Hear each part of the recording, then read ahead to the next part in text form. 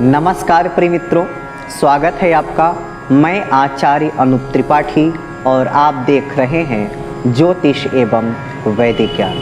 मित्रों, आज आपके सामने एक नई और महत्वपूर्ण जानकारी लेकर के आया हूँ, जिसका नाम है चंद्र का क्षीण होना, पूर्ण होना। हमारे चारों तरफ 9 ग्रह अपनी कक्षा में भ्रमण करते हैं और वह हमेशा शुभ या अशुभ हमारे ऊपर प्रभाव डालते रहते हैं। उनमें से जो 7 ग्रह हैं वे नैसर्गिक रूप से शुभ या अशुभ होते हैं, लेकिन 2 ग्रह ऐसे हैं जो नैसर्गिक रूप से शुभ या अशुभ नहीं होते हैं, अर्थात वे सम होते हैं, तटस्थ होते हैं। वे परिस्थिति बस हमारे ऊपर शुभ या अशुभ प्रभाव डालते हैं। उसमें से पहले का नाम है बुध, तो दूसरे का नाम है चंद्रमा। जी हाँ, आज बात करने वाले हैं चंद्रमा के ऊपर। चंद्रमा कब क्षीण होता है, कब पूर्ण होता है, आज इसी के बारे में बात करने वाले हैं। क्योंकि हमारे विराट पुरुष भगवान से चंद्रमा ने मन से प्रादुर्भाव अर्थात जन्म लिया है। चंद्रमा मन से प्रादुर्भाव हुआ है भगवान विराट के। इसीलिए तो श्रुतियों ने कहा है चंद्रमा मनसो जाता। तो वहीं जहाँ चंद्रमा हमारे शरीर में मन का कारक है, मन का प्रतिनिधित्व करता है, तो वहीं दूसरी तरफ चंद्रमा हमारे शरीर में सर्वाधिक बहने वाला, रहने वाला रक्त का कारक है, रक्त का प्रतिनिधित्व करता है। तो 2 महत्वपूर्ण, एक रक्त तो दूसरा मन। रक्त का महत्व हम सभी जानते हैं और मन का भी हम सब महत्व जानते हैं। शास्त्रों ने कहा है, श्रुतियों ने कहा है, मन एव मनुष्याणाम कारणम बंध मोक्षयोः, अर्थात जो मन है वही तो मुक्ति और बंधन का कारण है, वही तो मुक्ति दिलाता है और वही तो बंधन में बांधता है।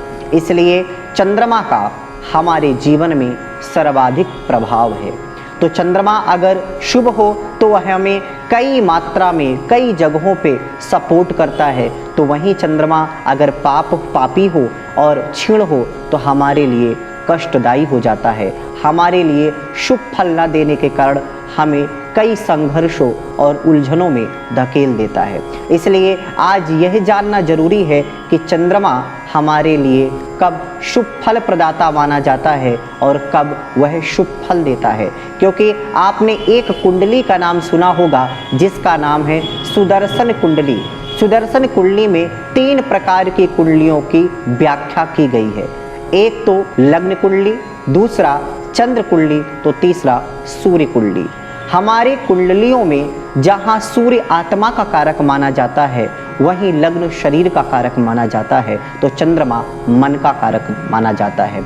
इसीलिए तो सुदर्शन कुंडली में जो सूर्य कुंडली है वह आत्मा है, इसीलिए वह सबसे पहले वृत्त में आती है।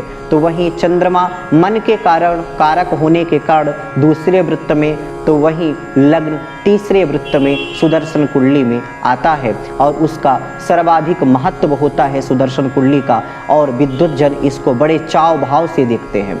सुदर्शन कुंडली हमारे जीवन के सारे राज खोलती है। हमारे जीवन में लग्न, सूर्य और चंद्र के प्रभाव को यह बताती है, समझाती है कि हमारे जीवन में सूर्य का कितना प्रभाव है, तो चंद्र का कितना प्रभाव है, तो लग्न का कितना प्रभाव है। उनमें से ही आज हम एक चंद्र के प्रभाव के बारे में जानने वाले हैं। तो बहुत कुछ नहीं, सिर्फ एक बात हम आपको बताने वाले हैं कि आप एक चीज़, एक सूत्र जान करके कैसे यह देख सकते हैं कि आपके लिए चंद्रमा शुभ फल प्रदाता है या अशुभ फल प्रदाता है। तो इसको जानने के लिए चलिए हम जानते हैं कि क्षीण चंद्र और पूर्ण चंद्र देखने की क्या विधि है। अगर चंद्रमा पूर्ण है तो समझिए चंद्रमा आपको बहुत सपोर्ट कर रहा है, और वहीं चंद्रमा अगर क्षीण है तो समझिए कि आपको कई संघर्षों और कई प्रकार की कठिनाइयों में, कई प्रकार के उलझनों में और कई प्रकार के द्वंद्वों में चंद्रमा डाल सकता है। इसलिए आपको यह सूत्र जानना बहुत आवश्यक है। तो हम बड़ी ही सरल भाषा में आपको बताने का प्रयास करेंगे कि आप बड़ी ही सरलता से यह जान लें कि आपका जन्म चंद्रमा क्षीण में हुआ है या आपका जन्म चंद्रमा जब पूर्ण था तब हुआ है। आपकी कुंडली में चंद्रमा क्षीण का है या पूर्ण का है, इस बात को जानने के लिए बस एक बात जान लीजिए कि आपका जन्म किस तिथि में हुआ है और किस पक्ष में हुआ है। अगर हो सके तो आप नोट कर लें। अगर शुक्ल पक्ष की प्रतिपदा से लेकर के 10 दिन तक अर्थात 10वीं तक आपका जन्म हुआ है तो ये समझ लीजिए कि आपका चंद्रमा मध्यम है, ना तो क्षीण का है ना पूर्ण का है, मध्यम फल प्रदाता माना जाएगा। तो वहीं शुक्ल पक्ष के एकादशी से अगर कृष्ण पक्ष की पंचमी तक आपका जन्म है तो समझ लीजिए कि आप पूर्ण चंद्रमा में आपका जन्म हुआ है और वह आपके लिए अत्यंत लाभदायी है और शुभ फल प्रदाता है।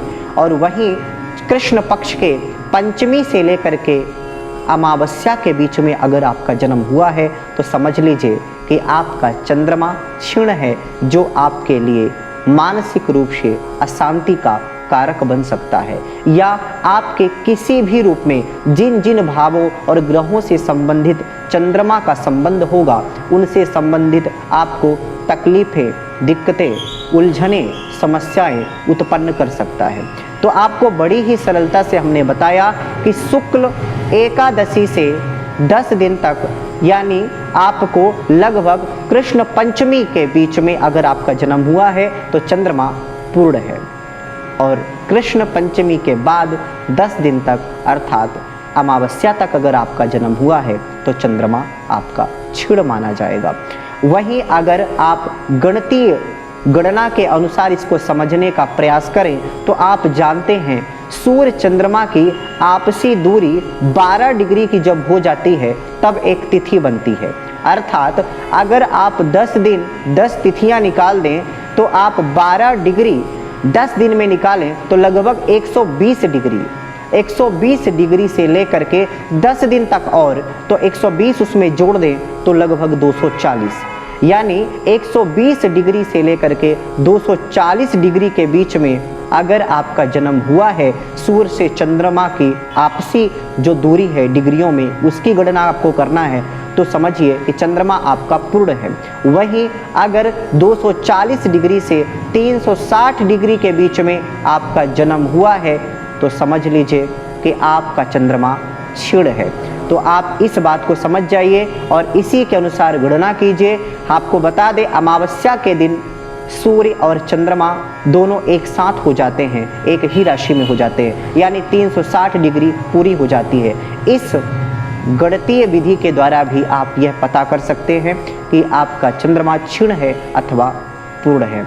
तो चलिए अभी के लिए बस इतना ही, आगे फिर उपस्थित होंगे आपके सामने एक नई जानकारी के साथ। तब तक के लिए नमस्कार।